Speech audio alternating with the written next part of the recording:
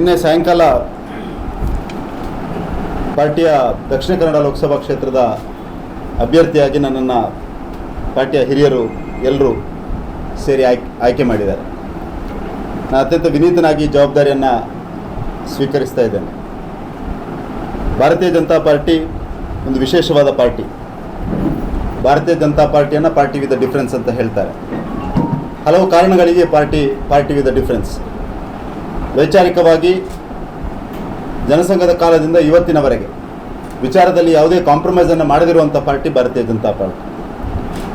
ಭಾರತೀಯ ಜನತಾ ಪಾರ್ಟಿ ಸಮಾಜದ ಎಲ್ಲ ವರ್ಗಗಳನ್ನು ರಾಜಕೀಯ ಕ್ಷೇತ್ರಕ್ಕೆ ಒಳತರುವಂತೆ ಆಡಳಿತದ ಸಂದರ್ಭದಲ್ಲಿ ಕೂಡ ಸಮಾಜದ ಎಲ್ಲ ವರ್ಗಗಳನ್ನು ಮುಟ್ಟುವಂಥ ಪ್ರಾಮಾಣಿಕ ಪ್ರಯತ್ನವನ್ನು ಮಾಡಿದ ಯಾವುದಾದ್ರೂ ಪಾರ್ಟಿ ಇದ್ದರೆ ಅದು ಭಾರತೀಯ ಜನತಾ ಪಾರ್ಟಿ. ರಾಷ್ಟ್ರೀಯ ವಿಚಾರಗಳಿಗೆ ಬಂದಂಥ ಸಂದರ್ಭದಲ್ಲಿ ಯಾವುದೇ ಮುಲಾಜಿಲ್ಲದೆ ಅಧಿಕಾರ ಹೋದರೂ ತೊಂದರೆ ಇಲ್ಲ, ನೇಷನ್ ಫಸ್ಟ್ ಅನ್ನುವಂಥ ಒಂದು ಫಿಲಾಸಫಿಯನ್ನು ಇಟ್ಕೊಂಡು ಅದಕ್ಕೋಸ್ಕರ ಸರ್ಕಾರವನ್ನೇ ಬಿಟ್ಟು ಹೋದಂಥ ಉದಾಹರಣೆಗಳಿದ್ದರೆ ಅದು ಭಾರತೀಯ ಜನತಾ ಪಾರ್ಟಿ ಆಡಳಿತದ ಸಂದರ್ಭದಲ್ಲಿ ಆಗಿರುವಂಥದ್ದು.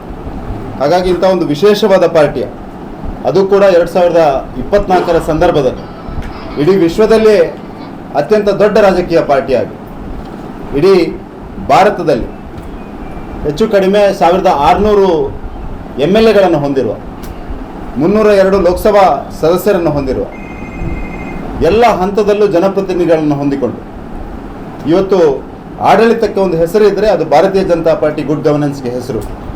ಸಂಘಟನೆಗೆ ಒಂದು ಹೆಸರಿದ್ದರೆ ಭಾರತೀಯ ಜನತಾ ಪಾರ್ಟಿ ಅದಕ್ಕೆ ಹೆಸರು. ವಿಚಾರದ ಬದ್ಧತೆಗೆ ಒಂದು ಹೆಸರಿದ್ದರೆ ಭಾರತೀಯ ಜನತಾ ಪಾರ್ಟಿ ಅಂತ ಒಂದು ಹೆಸರು. ನಾಯಕತ್ವ ಅಂತ ಹೇಳಿದರೆ ಭಾರತೀಯ ಜನತಾ ಪಾರ್ಟಿ ಅದಕ್ಕೆ ಒಂದು ಹೆಸರು. ಆ ರೀತಿಯಾದಂಥ ಒಂದು ವಿಶೇಷವಾದ ಪಾರ್ಟಿಯ ಅತ್ಯಂತ ಪ್ರತಿಷ್ಠಿತ ಲೋಕಸಭಾ ಕ್ಷೇತ್ರಕ್ಕೆ ನನ್ನನ್ನು ಅಭ್ಯರ್ಥಿಯನ್ನಾಗಿ ಆಯ್ಕೆ ಮಾಡಿರುವಂಥದ್ದು ನನಗಂತೂ ಅತ್ಯಂತ ಹೆಮ್ಮೆಯ ಕ್ಷಣ ಮತ್ತು ಅತ್ಯಂತ ಖುಷಿಯ ಕ್ಷಣ. ಈ ಸಂದರ್ಭದಲ್ಲಿ ನಾನು ಅತ್ಯಂತ ವಿನೀತನಾಗಿ ಈ ಜವಾಬ್ದಾರಿಯನ್ನು ಮತ್ತೊಮ್ಮೆ ಸ್ವೀಕರಿಸ್ತಾ ಇದ್ದೇನೆ ಅಂತ ನಿಮ್ಮ ಮುಂದೆ ಹೇಳಲಿಕ್ಕೆ ಬಯಸ್ತಾ ಇದ್ದೇನೆ. ಬಂಧುಗಳೇ, ನಾನು ಈ ಸಂದರ್ಭದಲ್ಲಿ ಹೆಚ್ಚು ಮಾತನಾಡಲಿಕ್ಕೆ ಬಯಸೋದಿಲ್ಲ. ಯಾಕೆಂದರೆ ಇನ್ನು ನಿನ್ನೆ ತಾನೇ ಅಭ್ಯರ್ಥಿಯ ಘೋಷಣೆ ಆಗಿದೆ. ಎಲ್ಲ ಪ್ರಮುಖರನ್ನು ಭೇಟಿ ಮಾಡುವಂಥ ಒಂದು ಪ್ರಕ್ರಿಯೆಯನ್ನು ಮಾಡಬೇಕಂತ ನನಗೆ ನಮ್ಮ ಸಂಸದರು ತಿಳಿಸಿದ್ದಾರೆ. ಎಲ್ಲ ಶಾಸಕರನ್ನು ಭೇಟಿಯಾಗಬೇಕು, ಎಲ್ಲ ಮಾಜಿ ಶಾಸಕರನ್ನು ಭೇಟಿಯಾಗಬೇಕು. ಈ ಜಿಲ್ಲೆಯ ಪುಣ್ಯ ಕ್ಷೇತ್ರಗಳೇನಿದೆಯಾ ಅದನ್ನು ಭೇಟಿಯಾಗಿ ಒಂದು 2 ದಿವಸದಲ್ಲಿ ಆ ಪ್ರಕ್ರಿಯೆಗಳನ್ನು ಮುಗಿಸಿ ಜಿಲ್ಲಾ ಅಧ್ಯಕ್ಷರು ಮತ್ತು ಜಿಲ್ಲೆಯ ಚುನಾವಣಾ ನಿರ್ವಹಣಾ ಸಮಿತಿ ಯಾವ ಸೂಚನೆಯನ್ನು ಕೊಡ್ತದೆ ಆ ಪ್ರಕಾರವಾಗಿ ಮುಂದಿನ ದಿನಗಳಲ್ಲಿ ಚುನಾವಣಾ ಪ್ರಕ್ರಿಯೆಯನ್ನು ಮಾಡಬೇಕನ್ನುವಂಥ ಒಂದು ಇಚ್ಛೆಯನ್ನು ಇಟ್ಕೊಂಡಿದ್ದೇನೆ. ನನ್ನ ಉದ್ದೇಶ ಅತ್ಯಂತ ಸ್ಪಷ್ಟ. ಎಲ್ಲ ಕಾರ್ಯಕರ್ತರನ್ನು ವಿಶ್ವಾಸಕ್ಕೆ ತೆಗೆದುಕೊಂಡು ಎಲ್ಲ ಕಾರ್ಯಕರ್ತರನ್ನು ಮುಟ್ಟುವಂಥ ಪ್ರಾಮಾಣಿಕ ಪ್ರಯತ್ನವನ್ನು ನಾನು ಮಾಡ್ತೇನೆ. ಎಲ್ಲ ಮತದಾರರನ್ನು ತಲುಪುವಂಥ ಪ್ರಾಮಾಣಿಕ ಪ್ರಯತ್ನವನ್ನು ನೀವು ಎಲ್ಲ ಒಟ್ಟು ಸೇರಿ ಮಾಡೋಣ. ಯಾಕೆಂದರೆ ಇವತ್ತು ಮತದಾರರು ನಿರ್ಣಯವನ್ನು ಮಾಡಿ ಆಗಿದೆ. ಮತ್ತೊಮ್ಮೆ ನರೇಂದ್ರ ಮೋದಿ ದೇಶದ ಪ್ರಧಾನಮಂತ್ರಿ ಆಗಬೇಕು ಅನ್ನುವಂಥದ್ದು. ಹಲವು ಕಾರಣಗಳಿಗೆ ನರೇಂದ್ರ ಮೋದಿ ಪ್ರಧಾನಮಂತ್ರಿ ಆಗಬೇಕು. ಈ ದೇಶದಲ್ಲಿ ಲಿಗಸಿ ಇಶ್ಯೂಸ್ ಅಂತ ಏನು ಹೇಳ್ತೀವ, ಹಲವು ಕಾಲಗಳಿಂದ ಸಮಸ್ಯೆಯಲ್ಲಿದ್ದಂಥ ಸಮಸ್ಯೆಗಳನ್ನು ನರೇಂದ್ರ ಮೋದಿಯವರ ಒಂದು ದಿಟ್ಟ ನಾಯಕತ್ವದ ಕಾರಣಕ್ಕೋಸ್ಕರ ಸಮಸ್ಯೆಗಳು ಇವತ್ತು ಮುಗಿದು ಹೋಗಿದೆ. ಕೇವಲ 3 ಉದಾಹರಣೆಗಳನ್ನು ನಾನು ಕೊಡ್ತೇನೆ. ಒಂದು ಆರ್ಟಿಕಲ್ 370 ಆವತ್ತಿನಿಂದ ಇವತ್ತಿನವರೆಗೆ ಸಮಸ್ಯೆ. ಇದನ್ನು ಮುಗಿಸ್ಲಿಕ್ಕೆ ಆಗೋದಿಲ್ಲ ಅನ್ನುವಂಥದ್ದೊಂದು ಸಮಸ್ಯೆ. ನಾನು ಸೈನ್ಯದಲ್ಲಿ ಕೆಲಸ ಮಾಡಿರುವ ಕಾರಣಕ್ಕೆ ಹೇಳ್ತಾ ಇದ್ದೇನೆ. ಆರ್ಟಿಕಲ್ 370 ಎಷ್ಟು ಕಾಶ್ಮೀರಿಗೆ ಅದರ ಬಗ್ಗೆ ಗೊತ್ತಿದೆ ಅಥವಾ ಕಾಶ್ಮೀರಿಗೆ ಅದರಿಂದ ಮತಲಬಿದೆ ಅನ್ನುವಂಥದ್ದು 2ನೇ ಭಾಗ. ಆದರೆ ಇಡೀ ದೇಶದಲ್ಲಿ ಯಾವ ರೀತಿಯ ಒಂದು ಮಾನಸಿಕತೆಯನ್ನು ಬೆಳೆಸಿಬಿಟ್ಟಿದ್ರು ಕಾಂಗ್ರೆಸ್ಸಿಗರು ಅಂದರೆ ಆರ್ಟಿಕಲ್ 370 ತೆಗೆದ್ರೆ ಇಡೀ ದೇಶದಲ್ಲಿ ಒಂದು ಬೆಂಕಿ ಹೊತ್ತು ಬಿಡ್ತದೆ ಏನೋ, ಇಡೀ ದೇಶದಲ್ಲಿ ಹಿಂದೂ ಮುಸ್ಲಿಮರ ಮಧ್ಯೆ ಗಲಭೆ ಎದ್ದು ಬಿಡ್ತದೆ ಏನೋ ಅಂತ ಒಂದು ಮಾನಸಿಕತೆಯನ್ನು ಬೆಳೆಸಿಬಿಟ್ಟಿದ್ರು. ಅಂಥ ಒಂದು ಮಾನಸಿಕತೆಯ ಮಧ್ಯೆ ಆರ್ಟಿಕಲ್ 370ಯನ್ನು ನಮ್ಮ ಸರ್ಕಾರಕ್ಕೆ, ಭಾರತೀಯ ಜನತಾ ಪಾರ್ಟಿಯ ಸರ್ಕಾರಕ್ಕೆ, ನರೇಂದ್ರ ಮೋದಿಯ ನಾಯಕತ್ವಕ್ಕೆ ಜನ ವಿಶ್ವಾಸ ಇಟ್ಟು ಮತದಾನ ಮಾಡಿದರೆ ಯಾವ ರೀತಿಯಲ್ಲಿ ಆ ನಿರ್ಧಾರವನ್ನು ತೆಗೆದುಕೊಳ್ಬೋದು ಅನ್ನುವಂಥದ್ದನ್ನು ನಮ್ಮ ಹೆಮ್ಮೆಯ ಗೃಹ ಮಂತ್ರಿಗಳು ತೋರಿಸಿಕೊಟ್ಟಿದ್ದಾರೆ. ಒಂದು ಅತ್ಯಂತ ಕ್ಲಿಷ್ಟವಾದಂಥ ಒಂದು ಸಮಸ್ಯೆ ಅಂತ ಏನು ಎಲ್ಲರೂ ಭಾವಿಸಿದ್ರೆ ಅದನ್ನು ಅತ್ಯಂತ ಸುಲಲಿತವಾಗಿ ಅದಕ್ಕೆ ಪರಿಹಾರವನ್ನು ಕಂಡುಕೊಂಡಂಥ ಸರ್ಕಾರ ಯಾವುದಾದ್ರೂ ಇದ್ದರೆ ಅದು ಭಾರತೀಯ ಜನತಾ ಪಾರ್ಟಿ ಸರ್ಕಾರ. ಆರ್ಟಿಕಲ್ 370 ಹೋಗಿರುವ ಕಾರಣಕ್ಕೆ ನಾವೆಲ್ಲ ಒಂದ್ಸಲ ಕಾಶ್ಮೀರಕ್ಕೆ ಹೋಗಬೇಕು. ದೆನ್ ಆ್ಯಂಡ್ ನೌ ಅಂತ ಹೇಗೆ ಹೇಳ್ತೀವ, ಒಂದು 10 ವರ್ಷ ಹಿಂದೆ ಕಾಶ್ಮೀರ ಹೇಗಿತ್ತು ಈಗ ಹೇಗಿದೆ ಅಂತ ಹೇಳಿದರೆ ಕಾಶ್ಮೀರದಲ್ಲಿ ಒಂದು ಅಮೂಲಾಗ್ರ ಬದಲಾವಣೆ ಆಗಿದೆ. ಕಾಶ್ಮೀರಕ್ಕೆ ಒಂದು ಭಾರತದ ಎಲ್ಲ ಭಾಗದ ಜನರು ಹೋಗ್ತಾ ಇದ್ದಾರೆ. ಭಾರತೀಯರು ಮತ್ತು ಕಾಶ್ಮೀರಿಯರು ಅನ್ನುವಂಥ ಒಂದು ಭಾವನೆ ಏನಿತ್ತ, ಇವತ್ತು ಕಾಶ್ಮೀರಿಯರು ಕೂಡ ನಾವು ಭಾರತೀಯರು ಅನ್ನೋ ಹೇಳುವಂಥ ಒಂದು ಹೆಮ್ಮೆಯ ಕ್ಷಣ ನಿರ್ಮಾಣ ಆಗಬೇಕಿದ್ರೆ ಅದು ಸನ್ಮಾನ್ಯ ಪ್ರಧಾನಮಂತ್ರಿ ನರೇಂದ್ರ ಮೋದಿಯವರ ನಾಯಕತ್ವದ ಕಾರಣಕ್ಕೆ ಆಗಿದೆ. 2ನೇ ವಿಷಯ ನಾನು ಹೇಳಬೇಕಾದ್ರೆ, ಅಯೋಧ್ಯ ಪ್ರಭು ಶ್ರೀರಾಮಚಂದ್ರನ ಜನ್ಮಸ್ಥಾನ ಅನ್ನುವಂಥ ಏನು ನಂಬಿಕೆ ಕೋಟ್ಯಾಂತರ ಹಿಂದೂಗಳಿಗಿತ್ತ, 500 ವರ್ಷಗಳ ಹೋರಾಟವನ್ನು ನಾವು ಮಾಡಿದ್ವಿ. ಲಕ್ಷಾಂತರ ವ್ಯಕ್ತಿಗಳು ಪ್ರಾಣಾರ್ಪಣೆಯನ್ನು ಮಾಡಿದಂಥ ಒಂದು ನಮ್ಮೆಲ್ಲರಿಗೂ ಒಂದು ಭಾವನಾತ್ಮಕ ಸಂಬಂಧ ಇದ್ದಂಥ ಅಯೋಧ್ಯೆಯ ಶ್ರೀರಾಮ ಮಂದಿರದಲ್ಲಿ ನಾನೇ 10ನೇ ಕ್ಲಾಸ್ನಲ್ಲಿ ಇರುವಂಥ ಸಂದರ್ಭದಲ್ಲಿ 96, 97, 98ರ ಸಂದರ್ಭದಲ್ಲಿ ಯೋಚನೆ ಮಾಡ್ತಾಯಿದ್ವಿ. ಒಂದು ಸಾಧ್ಯ ಉಂಟು ಅನ್ನುವಂಥದ್ದನ್ನು ನಾವೇ ಮಾತಾಡ್ತಾ ಇದ್ವಿ. ಈ ವಿಚಾರದ ಬಗ್ಗೆ ಅತ್ಯಂತ ಬದ್ಧತೆಯನ್ನು ಇಟ್ಕೊಂಡ ಅತ್ಯಂತ ಪ್ರಾಮಾಣಿಕವಾಗಿ ದುಡಿದಂಥ ನಮ್ಮೆಲ್ಲ ಹಿರಿಯ ಕಾರ್ಯಕರ್ತರು ಯೋಚನೆ ಮಾಡ್ತಾ ಇದ್ವಿ, ಅಯೋಧ್ಯೆಯಲ್ಲಿ ಸಾಧ್ಯವ? ಕರೆಸೆಗೆ ಹೋದಂಥವ್ರಂತೂ ಇನ್ನೂ ಹೇಳ್ತಾ ಇದ್ರು, ಇದು ಸಾಧ್ಯವ ಅನ್ನುವಂಥದ್ದು ಒಂದು ಮಾತಿತ್ತು. ಅದನ್ನು ಕೂಡ ಅತ್ಯಂತ ಸುಲಭವಾಗಿ ಇಡೀ ಸಮಾಜ ಒಪ್ಪಿಕೊಂಡ ರೀತಿಯಲ್ಲಿ ಎಲ್ಲರನ್ನ ಒಂದು ಕನ್ಸೆನ್ಸಸ್ಗೆ ತೆಗೆದುಕೊಂಡು ಕಾನೂನಿನ ಮುಖಾಂತರ ಕಾನೂನಿನಲ್ಲಿ ಹೋರಾಟವನ್ನು ಮಾಡಿ ಆ ಪ್ರಕ್ರಿಯೆಯನ್ನು ಕೂಡ ಅತ್ಯಂತ ಸುಲಭವಾಗಿ ಒಂದು ಟಾರ್ಗೆಟ್ ಇಟ್ಕೊಂಡು ಮಾಡಿದಂಥ ಯಾವುದಾದ್ರೂ ಒಂದು ಸರ್ಕಾರ ಇದ್ದರೆ ಅದು ಸನ್ಮಾನ್ಯ ನರೇಂದ್ರ ಮೋದಿ ಅವರ ಸರ್ಕಾರ. ಬಂಧುಗಳೇ, ನಾನು ಈ ಸಂದರ್ಭದಲ್ಲಿ ಅತ್ಯಂತ ಸ್ಪಷ್ಟವಾಗಿ ತಮಗೆಲ್ಲ ಹೇಳಲಿಕ್ಕೆ ಬಯಸ್ತಾ ಇದ್ದೇನೆ, ಭಾರತೀಯ ಜನತಾ ಪಾರ್ಟಿಯ ಸರ್ಕಾರ ಒಂದು ವಿಚಾರದ ಆಧಾರದಲ್ಲಿ ನಡೆಯುವಂಥ ಸರ್ಕಾರ. ಈ ಮಣ್ಣಿನ ಜೀವನ ಪದ್ಧತಿ ಏನಿದೆಯಾ ಅದರ ಆಧಾರದಲ್ಲಿ ನಡೆಯುವಂಥ ಸರ್ಕಾರ. ಹಿಂದೂ ಜೀವನ ಪದ್ಧತಿ ಇಡೀ ವಿಶ್ವಕ್ಕೆ ಮಾರ್ಗದರ್ಶಿ, ಇಡೀ ವಿಶ್ವಕ್ಕೆ ಶಾಂತಿ ಸಹಬಾಳ್ವೆಯನ್ನು ತರಬಲ್ಲ ಯಾವುದಾದ್ರೂ ಜೀವನ ಪದ್ಧತಿ ಇದ್ದರೆ ಅದು ಹಿಂದೂ ಜೀವನ ಪದ್ಧತಿ. ಈ ದೇಶದಲ್ಲಿ ಹಿಂದೂ ಅಂದರೆ ಅದು ತುಚ್ಛ, ಅದು ಒಂದು ಸಣ್ಣತನ ಅನ್ನುವಂಥ ಒಂದು ಭಾವನೆ, ಒಂದು ಮಾನಸಿಕತೆ ಹಿಂದೂಗಳಲ್ಲಿ ಉದ್ಭವ ಆಗಿದ್ದಂಥ ಪರಿಸ್ಥಿತಿ 10-15 ವರ್ಷಗಳ ಹಿಂದೆ ಇತ್ತು. ಆ ಮಾನಸಿಕತೆಯನ್ನು ಬದಲಾವಣೆ ಮಾಡಿದಾದರೆ ಯಾವುದಾದ್ರೂ ಒಂದು ನಾಯಕತ್ವ ಇದ್ದರೆ ಅದು ಸನ್ಮಾನ್ಯ ನರೇಂದ್ರ ಮೋದಿ ಅವರ ನಾಯಕತ್ವ. ಅಯೋಧ್ಯೆಯ ರಾಮ ಮಂದಿರ ಕೇವಲ ಒಂದು ಧಾರ್ಮಿಕ ಶ್ರದ್ಧಾ ಕೇಂದ್ರ ಅಲ್ಲ, ಅದು ಇಡೀ ಹಿಂದೂಗಳ ಸ್ವಾಭಿಮಾನದ ಸಂಕೇತ. ಭಾರತ ವಿಕಸಿತ ಆಗಲಿಕ್ಕೆ ಪ್ರಾರಂಭ ಆಗುವುದು ಅಯೋಧ್ಯೆಯ ರಾಮ ಮಂದಿರದ ಕಾರಣಕ್ಕೆ. ಭಾರತ ಅಭಿವೃದ್ಧಿ ಆಗುವ ಒಂದು ಲಕ್ಷಣಗಳು ಕಂಡ್ರೆ ಅದು ರಾಮ ಮಂದಿರದ ಕಾರಣಕ್ಕೆ. ಭಾರತೀಯರು ಸ್ವಾಭಿಮಾನಿಗಳಾಗಿ ಬದುಕಲಿಕ್ಕೆ ಪ್ರಾರಂಭ ಮಾಡಿದರೆ ಅದು ರಾಮ ಮಂದಿರದ ಕಾರಣಕ್ಕೆ. 2047ರಲ್ಲಿ ವಿಕಸಿತ ಭಾರತ ಆಗ್ತದೆ ಅನ್ನುವಂಥ ಒಂದು ವಿಶ್ವಾಸ ನಮಗೆ ಬಂದಿದ್ರೆ ಅದು ಪ್ರಭು ಶ್ರೀರಾಮಚಂದ್ರನ ಆ ಮಂದಿರದ ನಿರ್ಮಾಣದ ಕಾರಣದಿಂದ ಅಂತ ನಾನೆಲ್ಲ ಈ ಸಂದರ್ಭದಲ್ಲಿ ನಮಗೆಲ್ಲ ಹೇಳಲಿಕ್ಕೆ ಬಯಸ್ತಾ ಇದ್ದೇನೆ. 3ನೇ ವಿಷಯ, ಪ್ರಧಾನಮಂತ್ರಿಗಳು ಮಾಡಿದಂಥ ವಿಷಯ ಸಿಟಿಜನ್ಶಿಪ್ ಅಮೆಂಡ್ಮೆಂಟ್ ಆ್ಯಕ್ಟ್ ಅನ್ನುವಂಥದ್ದು. ಹಿಂದೂಗಳಿಗೆ ನ್ಯಾಯ ಕೊಡಬೇಕು. ಈ ನಮ್ಮ ಭಾರತ ಒಂದು ಅಖಂಡ ಭಾರತ ಇದ್ದಂಥ ಸಂದರ್ಭದಲ್ಲಿ ಪಾಕಿಸ್ತಾನ, ಬಾಂಗ್ಲಾದೇಶ ಏನಿತ್ತ, ಅಲ್ಲಿ ಮೈನಾರಿಟೀಸ್ ಅಂತ ಏನು ಹಿಂದೂಗಳಿದ್ದಾರೆ ಅವರಿಗೆ ಅಲ್ಲಿ ನ್ಯಾಯ ಸಿಗದಿದ್ದರೆ ಈ ಅಖಂಡ ಭಾರತದಲ್ಲಿ ಅವರಿಗೆ ನ್ಯಾಯ ಸಿಗಬೇಕನ್ನುವಂಥ ಒಂದು ಬದ್ಧತೆಯನ್ನು ಇಟ್ಕೊಂಡು ಕೆಲಸವನ್ನು ಮಾಡಿದಂಥ ಸರ್ಕಾರ ಇದ್ದರೆ ನರೇಂದ್ರ ಮೋದಿ ಸರ್ಕಾರ. ಇದು ರಾಷ್ಟ್ರೀಯ ವಿಚಾರಗಳಿಗೆ ಬಂದಾಗ ನಮ್ಮ ಕಮಿಟ್ಮೆಂಟ್ ಜನಸಾಮಾನ್ಯರಿಗೆ ಎಲ್ಲ ಜನರನ್ನು ತಲುಪುವಂಥ ಪ್ರಾಮಾಣಿಕ ಪ್ರಯತ್ನ ಮಾಡಿ ಎಲ್ಲ ಯೋಜನೆಗಳನ್ನು ನೇರವಾಗಿ ಜನರಿಗೆ ತಲುಪಿಸಿದಂಥ ಯಾವುದಾದ್ರೂ ಒಂದು ಸರ್ಕಾರ ಇದ್ದರೆ ಅದು ನರೇಂದ್ರ ಮೋದಿ ಅವರ ಸರ್ಕಾರ. ನಾವೆಲ್ಲ ಅತ್ಯಂತ ಹೆಮ್ಮೆಯಿಂದ ಮನೆ ಮನೆಗೆ ಹೋಗಿ ಹೇಳಬೇಕಾದ ಕೆಲಸ ಏನಂದರೆ, ಗ್ಯಾರಂಟಿಗೆ ಯಾರಾದರೂ ಗ್ಯಾರಂಟಿ ಇದ್ದರೆ ಅದು ನರೇಂದ್ರ ಮೋದಿ, ಯಾವುದಾದ್ರೂ ಗ್ಯಾರಂಟಿಗೆ ಆ ಗ್ಯಾರಂಟಿ ಅಂತ ಹೇಳಿದರೆ ಅದು ನರೇಂದ್ರ ಮೋದಿ. ಅಂಥ ಒಂದು ಹೆಮ್ಮೆಯ ಪ್ರಧಾನಮಂತ್ರಿ, ಅಂಥ ಒಂದು ಅದ್ಭುತ ನಾಯಕತ್ವ ಸಿಕ್ಕಿರುವಂಥ ಈ ಕಾಲಘಟ್ಟದಲ್ಲಿ ಈ ಪಾರ್ಟಿಯ ಅಭ್ಯರ್ಥಿ ಆಗಿರುವಂಥದ್ದು ನನ್ನ ಸೌಭಾಗ್ಯ ಅಂತ ನಾನಂತೂ ಖಂಡಿತ ಭಾವಿಸ್ತಾ ಇದ್ದೇನೆ. ಇದು ಭಗವಂತ ನನಗೆ ಕೊಟ್ಟಿರುವ ಯೋಗ, ಇದು ಕಾರ್ಯಕರ್ತರು ನನ್ನ ಮೇಲೆ ಇಟ್ಟಿರುವಂಥ ಪ್ರೀತಿ ವಿಶ್ವಾಸ ಕಾರಣ, ಕಾರ್ಯಕರ್ತರ ಪ್ರಾರ್ಥನೆಯ ಕಾರಣಕ್ಕೆ ಇದು ನನಗೆ ಸಿಕ್ಕಿದಂತ ನಾನಂತೂ ಖಂಡಿತ ಭಾವಿಸ್ತಾ ಇದ್ದೇನೆ. ಅತ್ಯಂತ ವಿನೀತನಾಗಿ ಮತ್ತೊಮ್ಮೆ ಈ ಜವಾಬ್ದಾರಿಯನ್ನು ನಿರ್ವಹಿಸಲಿಕ್ಕೆ ಆ ದೇವರು ನನಗೆ ಶಕ್ತಿಯನ್ನು ಕೊಡಲಿ, ಕಾರ್ಯಕರ್ತರು ಪ್ರೀತಿ ವಿಶ್ವಾಸವನ್ನು ನನ್ನ ಮೇಲೆ ಇಡಲಿ. ನಾನು ತಪ್ಪು ಮಾಡಿದರೆ ನನ್ನನ್ನು ನೇರವಾಗಿ ಹೇಳಿ ನನ್ನ ಸರಿ ಮಾಡುವಂಥ ಪ್ರಾಮಾಣಿಕ ಪ್ರಯತ್ನವನ್ನು ಮಾಡಿ ನಾನು ಅತ್ಯಂತ ವಿಶ್ವಾಸಭರಿತನಾಗಿ ಅತ್ಯಂತ ಪ್ರಾಮಾಣಿಕತೆಯಿಂದ ಅತ್ಯಂತ ನಂಬಿಕೆಯಿಂದ ನಿಮಗೆ ಹೇಳಲಿಕ್ಕೆ ಬಯಸ್ತಾ ಇದ್ದೇನೆ. ನನ್ನ ಬದ್ಧತೆ ಇರುವಂಥದ್ದು ಈ ವಿಚಾರಕ್ಕೆ, ಹಿಂದುತ್ವಕ್ಕೆ ನನ್ನ ಬದ್ಧತೆ ಇರುತ್ತದೆ.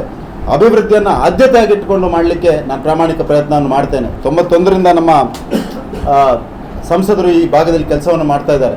91ರಿಂದ ನಮ್ಮ ಸಂಸದರು ಇದ್ದಾರೆ ಇಲ್ಲಿ. ಬೇರೆ ಬೇರೆ ಸಂದರ್ಭದಲ್ಲಿ ನಮ್ಮ ಶಾಸಕರು ಬೇರೆ ಬೇರೆ ಕ್ಷೇತ್ರಗಳಲ್ಲಿ ಗೆದ್ದು ಬಂದಿದ್ದಾರೆ. ಭಾರತೀಯ ಜನತಾ ಪಾರ್ಟಿ ಅತ್ಯಂತ ಸಂಘಟನಾತ್ಮಕವಾಗಿ ಗಟ್ಟಿ ಇರುವಂಥ ಜಿಲ್ಲೆ ಯಾವುದಾದ್ರೂ ಇದ್ದರೆ ಅದು ದಕ್ಷಿಣ ಕನ್ನಡ ಜಿಲ್ಲೆ. ಕಾರ್ಯಕರ್ತರು ಪ್ರತಿ ಮನೆಯಲ್ಲಿ ಯಾವುದಾದ್ರೂ ಇದ್ದರೆ ಅದು ದಕ್ಷಿಣ ಕನ್ನಡ ಜಿಲ್ಲೆ. ಅಂಥ ಜಿಲ್ಲೆಯಲ್ಲಿ ಸಮಸ್ಯೆಗಳಿಲ್ಲ ಕೇಳಿದರೆ ಸಮಸ್ಯೆಗಳಿದೆ, ಸಮಸ್ಯೆಗಳು ದೊಡ್ಡ ಸಮಸ್ಯೆಗಳಿದೆ. ಇಸ್ಲಾಮಿಕ್ ಜಿಹಾದ್ನ ಒಂದು ದೊಡ್ಡ ಸಮಸ್ಯೆ ಯಾವುದಾದ್ರೂ ದಕ್ಷಿಣ ಭಾರತದಲ್ಲಿ ಯಾವುದಾದ್ರೂ ಜಿಲ್ಲೆಯಲ್ಲಿ ಇದೆ ಅಂತ ಹೇಳಿದರೆ ಅದು ದಕ್ಷಿಣ ಕನ್ನಡ ಜಿಲ್ಲೆಯಲ್ಲಿ ಇದೆ. ಅಂಥ ಸಮಸ್ಯೆಗಳನ್ನು ನಾವು ಒಂದು ಕಾರ್ಯಕರ್ತರಾಗಿ ಅತ್ಯಂತ ಪ್ರೌಢಮೆಯಿಂದ ಎದುರಿಸಬೇಕಾದಂಥ ಒಂದು ಕಾಲಘಟ್ಟದಲ್ಲಿ ನಾವಿದ್ದೇವೆ. ಹಾಗಾಗಿ ಇಂಥ ಒಂದು ವಿಶೇಷವಾದ ಸಂದರ್ಭದಲ್ಲಿ ಒಂದು ಕಡೆ ಶ್ರೇಷ್ಠ ನಾಯಕತ್ವ ಇರುವಂಥ ನರೇಂದ್ರ ಮೋದಿ ಅವರ ನಾಯಕತ್ವದ ಪಾರ್ಟಿ ನಡೀತಾ ಇರುವಂಥ ಸಂದರ್ಭದಲ್ಲಿ ಮತ್ತೊಂದೊಮ್ಮೆ ಸವಾಲುಗಳು ನೇರವಾಗಿ ಹಿಂದೂ ಜೀವನ ಪದ್ಧತಿಯ ಮೇಲೆ, ಹಿಂದುತ್ವದ ಮೇಲೆ, ಹಿಂದೂಗಳ ಮೇಲೆ ಸವಾಲುಗಳಿರುವಂಥ ಈ ಸಂದರ್ಭದಲ್ಲಿ ಈ ಕ್ಷೇತ್ರವನ್ನು ಪ್ರತಿನಿಧಿಸುವಂಥ ಒಂದು ಅವಕಾಶವನ್ನು ಭಗವಂತ ಕಾರ್ಯಕರ್ತರು ನಮ್ಮ ಪಾರ್ಟಿಯ ನಾಯಕತ್ವ ನಾನು ಕೊಟ್ಟಿದೆ. ಅದನ್ನು ಅತ್ಯಂತ ಜವಾಬ್ದಾರಿತವಾಗಿ ನಿರ್ವಹಣೆ ಮಾಡಲಿಕ್ಕೆ ನಾನು ಪ್ರಾಮಾಣಿಕ ಪ್ರಯತ್ನವನ್ನು ಮಾಡ್ತೇನೆ. ಮತ್ತೊಮ್ಮೆ ತಮಗೆಲ್ಲರಿಗೂ ಹೇಳಲಿಕ್ಕೆ ಬಯಸ್ತಾ ಇದ್ದೇನೆ, ನಾನು ಸೈನ್ಯದಲ್ಲಿ ಒಂದು 8-9 ವರ್ಷಗಳ ಕಾಲ ಕೆಲಸವನ್ನು ಮಾಡಿದೆ. ಇಡೀ ದೇಶದ ಬೇರೆ ಬೇರೆ ಭಾಗಗಳನ್ನು ನೋಡುವಂಥ ಅವಕಾಶ ನನಗೆ ಸಿಕ್ತು. ನಾನು ಈ ಸಂದರ್ಭದಲ್ಲಿ ಅತ್ಯಂತ ಜವಾಬ್ದಾರಿತವಾಗಿ ಅತ್ಯಂತ ವಿಶ್ವಾಸದಿಂದ ಹೇಳಲಿಕ್ಕೆ ಬಯಸ್ತಾ ಇದ್ದೇನೆ. ನಾವು ದಕ್ಷಿಣ ಕನ್ನಡ ಜಿಲ್ಲೆಯವರು, ನಾವು ತುಳುನಾಡಿನವರು, ನಾವು ಕರಾವಳಿಯವರು, ಅತ್ಯಂತ ಭಾಗ್ಯವಂತರು. ನಾವು ದೇಶದ ಯಾವುದಾದ್ರೂ ಒಂದು ಭಾಗದಲ್ಲಿ ಸಾಂಸ್ಕೃತಿಕವಾಗಿ ಇಷ್ಟು ಗಟ್ಟಿಯಾದ ಧಾರ್ಮಿಕವಾದ ನೆಲೆಗಟ್ಟಿನ ಆಧಾರದಲ್ಲಿ, ಕುಟುಂಬ ಪದ್ಧತಿಯ ಆಧಾರದಲ್ಲಿ ಯಾವುದಾದ್ರೂ ಒಂದು ಜನಜೀವನ ಇದ್ದರೆ ಇಡೀ ದೇಶದಲ್ಲಿ ಅದು ದಕ್ಷಿಣ ಕನ್ನಡ ಜಿಲ್ಲೆ. ನಾನಿದನ್ನು ಇಲ್ಲಿ ಹುಟ್ಟಿರುವ ಕಾರಣಕ್ಕೆ ಅಥವಾ ಇಲ್ಲಿ ಬೆಳೆದಿರುವ ಕಾರಣಕ್ಕೆ ಅಥವಾ ಇಲ್ಲಿ ವಿದ್ಯಾಭ್ಯಾಸ ಮಾಡಿರುವ ಕಾರಣಕ್ಕೆ ಇದನ್ನು ಹೇಳ್ತಾ ಇಲ್ಲ.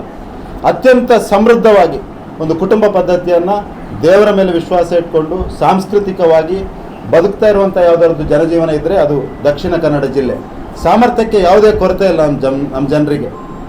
ಸವಾಲು ಬಂದಂಥ ಸಂದರ್ಭದಲ್ಲಿ ಮುಂಬೈ, ಬೆಂಗಳೂರು, ದುಬೈಗೆ ಹೋಗಿ ಸಾಧನೆಯನ್ನು ಮಾಡಿದಂಥ ಯಾವುದಾದ್ರೊಂದು ಜನರಿದ್ದರೆ ಅದು ದಕ್ಷಿಣ ಕನ್ನಡ ಜಿಲ್ಲೆಯವರು.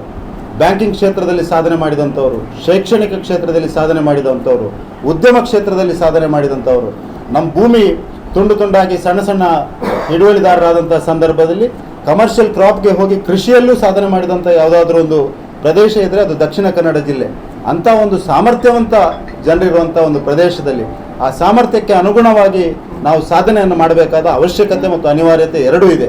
ಯಾಕೆಂದರೆ ನಮ್ಮ ಪ್ರಧಾನಮಂತ್ರಿಯವರು ಒಂದು ಕಲ್ಪನೆಯನ್ನು ಇಟ್ಕೊಂಡಿದ್ದಾರೆ 2047ರಲ್ಲಿ ಭಾರತ ವಿಕಸಿತ ಆಗಬೇಕನ್ನುವಂಥದ್ದನ್ನು. ನಾನು ಈ ಸಂದರ್ಭದಲ್ಲಿ ಅತ್ಯಂತ ಜವಾಬ್ದಾರಿತವಾಗಿ ಮತ್ತು ಅತ್ಯಂತ ವಿನೀತನಾಗಿ ನಿಮ್ಮ ಮುಂದೆ ಹೇಳಲಿಕ್ಕೆ ಬಯಸ್ತಾ ಇದ್ದೇನೆ. ಯಾರಿಗೆ ಅವಕಾಶಗಳು ಭಗವಂತ ಕೊಟ್ಟಿದ್ದಾನೆ, ಯಾರಿಗೆ ಸಾಮರ್ಥ್ಯ ಭಗವಂತನ ಅವನು ಕೊಟ್ಟಿದ್ದಾನೆ, ಅವನು ಸಾಮರ್ಥ್ಯಕ್ಕೆ ಅನುಗುಣವಾಗಿ ರಾಷ್ಟ್ರದ ಕೆಲಸದಲ್ಲಿ ಜೋಡಿಸ್ಕೊಳ್ಬೇಕು. ಯಾರಿಗೆ ಅವಕಾಶಗಳು ಕಡಿಮೆ ಇದೆಯಾ, ಯಾರಿಗೆ ಸಾಮರ್ಥ್ಯ ಕಡಿಮೆ ಇದೆಯಾ, ಅವನಿಗೆ ಅದೇ ರೀತಿ ಕೆಲಸ ಮಾಡಲಿಕ್ಕೆ ಸಾಧ್ಯ ಇಲ್ಲ. ಹಾಗಾಗಿ ದಕ್ಷಿಣ ಕನ್ನಡ ಜಿಲ್ಲೆಯ ನಾವೆಲ್ಲರೂ ಈ ರಾಷ್ಟ್ರದ ಅಭಿವೃದ್ಧಿಯಲ್ಲಿ, ಈ ರಾಷ್ಟ್ರದ ಬೆಳವಣಿಗೆಯಲ್ಲಿ ನಮ್ಮ ದೊಡ್ಡ ಪಾತ್ರ ಇದೆ ಅನ್ನುವಂಥ ಒಂದು ಭಾವನೆಯನ್ನು ಮೊದಲು ಬೆಳೆಸ್ಕೊಳ್ಬೇಕಾದ ಅವಶ್ಯಕತೆ ಇದೆ. ಹಾಗಾಗಿ ನಾನು ತಮ್ಮೆಲ್ಲರಿಗೆ ಅತ್ಯಂತ ವಿಶ್ವಾಸದಿಂದ ಹೇಳಲಿಕ್ಕೆ ಬಯಸ್ತಾ ಇದ್ದೇನೆ, ಈ ಜಿಲ್ಲೆಗೆ ಒಂದು ದೊಡ್ಡ ಸಾಮರ್ಥ್ಯ ಇದೆ. ಈ ಜಿಲ್ಲೆ ಇಡೀ ರಾಜ್ಯದ ಒಂದು ಆರ್ಥಿಕ ಶಕ್ತಿ ಆಗುವಂಥ ಒಂದು ಸಾಮರ್ಥ್ಯ ಇದೆ. ಈ ಜಿಲ್ಲೆ ದಕ್ಷಿಣ ಭಾರತದಲ್ಲಿ ಒಂದು ಟ್ರೇಡಿಂಗ್ ಹಬ್ ಆಗುವಂಥ ಒಂದು ಸಾಮರ್ಥ್ಯ ಇದೆ. ಈ ಜಿಲ್ಲೆಗೆ ಅಂಥ ಎಲ್ಲ ಸಾಮರ್ಥ್ಯಗಳನ್ನು ಇರುವಾಗ ಆ ಸಾಮರ್ಥ್ಯಗಳನ್ನು ರಿಯಲೈಸ್ ಮಾಡುವಂಥ ಒಂದು ಪ್ರಾಮಾಣಿಕ ಪ್ರಯತ್ನವನ್ನು ನಾವು ಈ ನರೇಂದ್ರ ಮೋದಿ ಅವರ ನಾಯಕತ್ವ ಇರುವಂಥ ಕಾಲಘಟ್ಟದಲ್ಲಿ ಮಾಡಬೇಕಾದ ಅವಶ್ಯಕತೆ ಮತ್ತು ಅನಿವಾರ್ಯತೆ ಎರಡೂ ಇದೆ.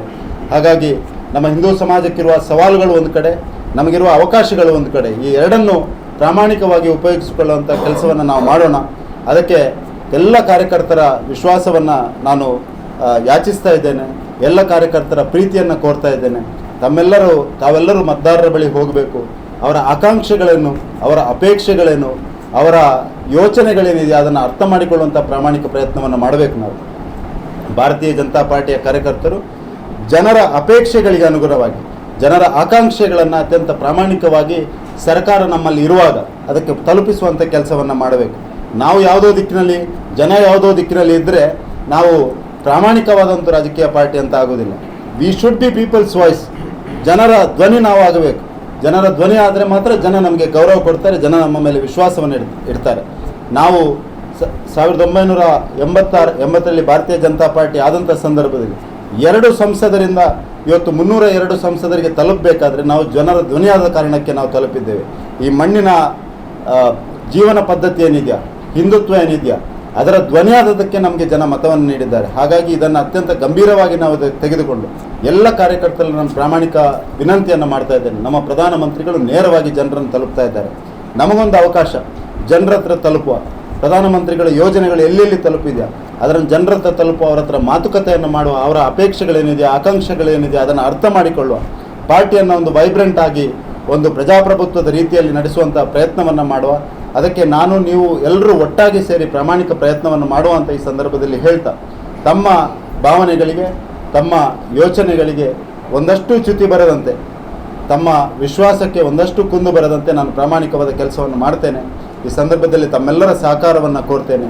ಅತ್ಯಂತ ಪ್ರತಿಷ್ಠಿತವಾದ ಲೋಕಸಭಾ ಕ್ಷೇತ್ರವಾದಂಥ ದಕ್ಷಿಣ ಕನ್ನಡ ಜಿಲ್ಲೆಯನ್ನು ಮತ್ತೊಮ್ಮೆ ಗೆಲ್ಲಿಸಿ ಪ್ರಧಾನಮಂತ್ರಿಯವರು ಅಬ್ಕಿ ಬಾರ್ 400 ಪಾರ್ ಅನ್ನುವಂಥ ಏನು ಸಂಕಲ್ಪವನ್ನು ಇಟ್ಕೊಂಡಿದ್ದಾರೆ ಅದನ್ನು ಅತ್ಯಂತ ಯಶಸ್ವಿಯಾಗಿ ಮಾಡುವಂಥ ನಾವೆಲ್ಲ ಕಾರ್ಯೋನ್ಮುಖರಾಗೋಣ ಅಂತ ಈ ಸಂದರ್ಭದಲ್ಲಿ ಹೇಳ್ತಾ ಮತ್ತೊಮ್ಮೆ ಎಲ್ರಿಗೂ ಹೇಳ್ತೇನೆ, ಪ್ರಧಾನಮಂತ್ರಿಗಳು 2014ರಲ್ಲಿ ಚುನಾವಣೆಗೆ ಬಂದಂಥ ಸಂದರ್ಭದಲ್ಲಿ ಪೂರ್ಣ ಬಹುಮತದ ಸರ್ಕಾರ ಅಂತ ಹೇಳುವಾಗ ಎಲ್ಲರೂ ತಮಾಷೆ ಮಾಡಿದರು. ಪ್ರಧಾನಮಂತ್ರಿಗಳು ಮತ್ತೆ 300 ತೆಗಿತೇನೆ ಅಂತ ಹೇಳುವಾಗ ತಮಾಷೆ ಮಾಡಿದರು. ಈ ಬಾರಿ 400 ತೆಗೆಯುತ್ತೇನೆ ಹೇಳ್ತಾ ಮಕ್ಕಳಿಗೆ ಸಾಧ್ಯನಾ ಅಂತ ಹೇಳ್ತಾ ಇದ್ರು. ಆದರೆ ನಾನು ಅತ್ಯಂತ ವಿಶ್ವಾಸದಿಂದ ಹೇಳ್ತಾ ಇದ್ದೇನೆ, ನಾವು ಆರ್ಟಿಕಲ್ 370 ತೆಗಿತೇವೆ ಅಂತ ಹೇಳುವಾಗೂ ಅವರು ಗೇಲಿ ಮಾಡಿದರು. ನಾವು ರಾಮ ಮಂದಿರ ಕಟ್ತೇವೆ ಅಂತ ಹೇಳುವಾಗಲೂ ಅವ್ರು ಗೇಲಿ ಮಾಡಿದರು. ನಾವು ಬಹುಮತದ ಸರ್ಕಾರ ಮಾಡ್ತೇವೆ ಅಂತ ಹೇಳುವಾಗಲೂ ಅವ್ರು ಗೇಲಿ ಮಾಡಿದರು. ನಾವು 300 ಮಾಡ್ತೇವೆ ಅಂತ ಹೇಳುವಾಗಲೂ ಗೇಲಿ ಮಾಡಿದರು. ಈ ಬಾರಿ ನಾವು 400 ಅನ್ನುವಂಥ ವಿಶ್ವಾಸದ ಸಂಕಲ್ಪದೊಂದಿಗೆ ಮುಂದೆ ಇಡ್ತಾ ಇದ್ದೇವೆ. ಮುಂದಿನ ಚುನಾವಣೆಯಲ್ಲಿ ಖಂಡಿತವಾಗಿಯೂ 400ಕ್ಕೆ 400 ಸ್ಥಾನಗಳಿಗಿಂತಲೂ ಮೇಲ್ಪಟ್ಟು ಬಹುಮತವನ್ನು ಪಡೆದು ನರೇಂದ್ರ ಮೋದಿ ಮತ್ತೊಮ್ಮೆ ಪ್ರಧಾನಿ ಆಗುವಂಥದ್ದು ಅತ್ಯಂತ ನಿಶ್ಚಿತ. ಜನ ಅದನ್ನು ನಿರ್ಣಯ ಮಾಡಿ ಆಗಿದೆ. ನಾವು ಜನರ ಹತ್ರ ತಲುಪಬೇಕಾದಂಥ ಒಂದು ಪ್ರಾಮಾಣಿಕ ಪ್ರಯತ್ನವನ್ನು ಮಾಡೋಣ. ಒಟ್ಟಾಗಿ ಮುಂದಿನ ದಿನಗಳಲ್ಲಿ ಕೆಲಸ ಮಾಡೋಣ. ನಿಮ್ಮ ಧ್ವನಿಯಾಗಿ, ಕಾರ್ಯಕರ್ತರ ಧ್ವನಿಯಾಗಿ ಪ್ರಾಮಾಣಿಕವಾಗಿ ಕೆಲಸ ಮಾಡ್ತೇನೆ ಅಂತ ಈ ಸಂದರ್ಭದಲ್ಲಿ ತಮಗೆಲ್ಲ ವಿಶ್ವಾಸವನ್ನು ನೀಡ್ತಾ, ತಮ್ಮೆಲ್ಲರ ಸಹಕಾರವನ್ನು ಕೋರ್ತಾ, ತಮ್ಮೆಲ್ಲರ ಪ್ರೀತಿ ಪ್ರಾರ್ಥನೆಗಳು ಇದೇ ರೀತಿ ನನ್ನ ಮೇಲೆ ಇರಲಿ ಅಂತ ತಮ್ಮಲ್ಲಿ ಕಳಕಳಿಯ ವಿನಂತಿಯನ್ನು ಮಾಡ್ತಾ, ಸಾಮಾನ್ಯ ಮನೆತನದಿಂದ ಬಂದಿದ್ದೇನೆ, ದೊಡ್ಡ ಹಣವಂತ ನಾನಲ್ಲ, ಸಣ್ಣ ಕುಟುಂಬದಿಂದ ಬಂದಿರುವಂಥವನು. ಅತ್ಯಂತ ವಿಶ್ವಾಸದಿಂದ ಬದುಕಿರುವಂಥದ್ದು ಮಾತ್ರ ನನ್ನ ದೊಡ್ಡ ಸಂಪತ್ತು ಯಾವುದಾದ್ರಿದ್ರೆ ಅದು ವಿಶ್ವಾಸ. ಸೇನೆಗೆ ಸೇರುವ ಮೊದಲು ಸೇನೆಗೆ ಸೇರಿದ ನಂತರ ನಾನು ಪಡೆದಂಥ ದೊಡ್ಡ ಬಳುವಳಿ ಏನಂದರೆ ವಿಶ್ವಾಸ. If you have confidence you can achieve anything. ನಾವು ವಿಶ್ವಾಸದಿಂದ ಇದ್ದರೆ, ನಾವು ಅತ್ಯಂತ ಸ್ಪಷ್ಟವಾಗಿದ್ದರೆ, ನಮ್ಮ ಗುರಿಯತ್ತ ಸ್ಪಷ್ಟವಾದ ಒಂದು ಕಲ್ಪನೆ ನಮ್ಮಲ್ಲಿದ್ದರೆ, ಧರ್ಮದ ದಾರಿಯಲ್ಲಿ ನಡೆದರೆ ಖಂಡಿತವಾಗಿಯೂ ಜಯ ಸಿಗ್ತದೆ ಅನ್ನುವಂಥದ್ದಕ್ಕೆ ನಾನೇ ಉದಾಹರಣೆ ಅಂತ ಈ ಸಂದರ್ಭದಲ್ಲಿ ಹೇಳ್ತಾ ತಮ್ಮೆಲ್ಲರಿಗೂ ಧನ್ಯವಾದಗಳನ್ನು ಸಲ್ಲಿಸ್ತಾ ನಾನು ನನ್ನ ಮಾತುಗಳನ್ನು ಮುಗಿಸ್ತಾ ಇದ್ದೇನೆ. ವಸ್ತುನಿಷ್ಠತೆ, ವಿಶ್ವಾಸಾರ್ಹತೆ, ನಿಖರತೆಗಾಗಿ ನೋಡ್ತಾ ಇರಿ ನ್ಯೂಸ್ ಪುತ್ತೂರು, ಜನಮನದ ಪ್ರತಿಧ್ವನಿ.